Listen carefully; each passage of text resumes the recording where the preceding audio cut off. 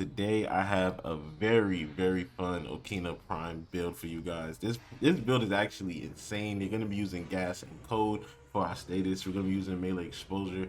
We're gonna be going crazy, man. Okina Prime is really broken. It's also one of the coolest weapons in the game with its frost daggers that it brings out in this Incarnon form. So if you do not have this Incarnon, make sure you go ahead and grab it, especially after this video. It's a good thing because the Okina Prime is the Incarnon weekly for this week, so y'all better grab it before Sunday. But yeah, I got a build for y'all. Y'all like and subscribe. Let's get into this wonderful video. Now, starting off with this build, I'm gonna be using gas and code for our status. Now, this is very different. A lot of people don't really use gas. It's only really good for like the corpus, like, you know, those type of people. But this is like, with the Okina Prime with code and the gas, this goes insane. I'm telling you guys right now, and it's so fun to use, especially when you're not using the typical melee influence or the viral, the corrosive type damages. But gas, I know some people use gas, but gas is so fun to use, especially with this, because your daggers also can spread the gas to enemies. So when it freezes them, giving that little cold debuff, you also hit them with gas, and gas status duration lasts pretty long. It lingers, you know what I'm saying? So we're gonna be using blind rush. I said blind run, blood rush for 40% critical chance. Stack that for combo multiplier. Galvanized steel. If you don't have galvanized steel, sacrificial steel is really good also. North wind, this is for, we're going to max out in our code, you know what I'm saying? Instead of using our I got the other ones called vicious frost, something like that. Instead of using that, we're going to be going, we want to max out prime reach, again max out range 2. Dreamer's Wrath, this is really good. If you do not have Dreamer's Wrath, Discipline's Merit is as good or even better, because you're going to be hitting your Tenoki a lot faster than you would with Dreamer's Wrath. But this gives you increased chance by 50%, critical damage by 32% for Tenoki attack. So this is really good. So we get more critical damage, because we're not going to be using Organ Shatter for this build. I know, sounds kind of crazy, but here, I know, listen, if you want to use Organ Shatter, if this like, because I know Prime Pressure Point and Condition Overload kind of is like, in a way, I don't know if it contradicts itself. I don't know if it really matters. Y'all let me know in the comments. So I'll just put Organ Shatter right here for this, but I'm using Condition Overload and Prime Pressure for more melee damage and 80% melee damage per status type affecting the target, right? Again, I already talked about Prime Reach. But yeah, so this is the build we're going to be going with. Right now, you don't really have to go with this. You can also go with Seeking Talents, because this is also really good. Whichever one. I have another build. This is the main build. This is going to be build for the video. Also, I have this build. This is my melee affliction build when I'm using Seeking Talents, melee prowess. You know, it's also fun. So you can use either or, but in the video, this is the build we're going to be using, because I had a lot of fun with this build and I want to show it for you guys. And then this build right here is, you know, you can test this one out too. It's two different things, you feel me? But the main build we're going to be using is the melee exposure gas build. Right now, for your, hold up, my phone switch. Depending on what Warframes you want to use for this, obviously you want to go with Arcane Fury, Arcane Strike, just to maximize its speed. But you don't really have to go Arcane Strike if you don't want to. But Arcane Fury is always mandatory. Again, depending on your Warframe, your aura, like you might have Steel Charge, gives you more melee damage, whatever. Corrosive Projection lowers enemies' armors by 18%. If you're not going against enemies with no armor, this is pointless. Just to let you know, your corrosive, I said corrosive. Your aura depends on your damage or just output in the game. You get what I'm saying? So keep that in mind if you feel like I'm doing more damage than you sometimes. And I always want to make sure I put that out there. I'm not using this weapon in the video. I was just using Ninja because I was bored.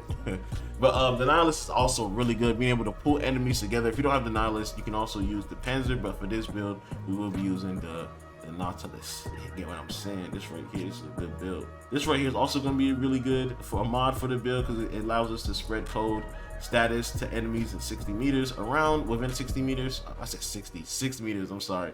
So yeah, keep that in mind. This build is really fun. I had a lot of fun with this weapon, right? But yeah, look, we're gonna go to some gameplay for y'all boys. It's your boy Ike. Let's get into that wonderful gameplay.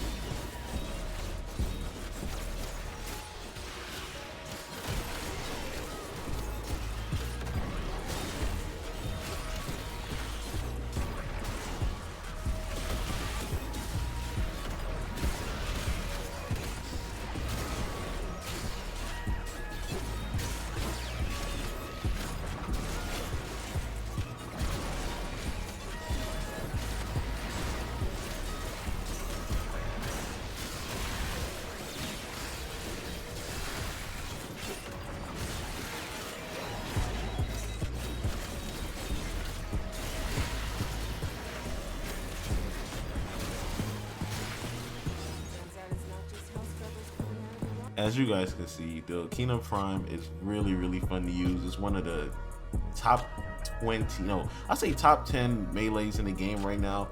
And it's really cool. It's probably one of the most uniques. I love the frozen daggers that it brings with you. It's so cool. But if I like this video, man, please leave a like and subscribe. Pick up this weapon right now before Sunday. I will be dropping this video on Thursday. So yeah, this is your boy Ike Water. I'm out.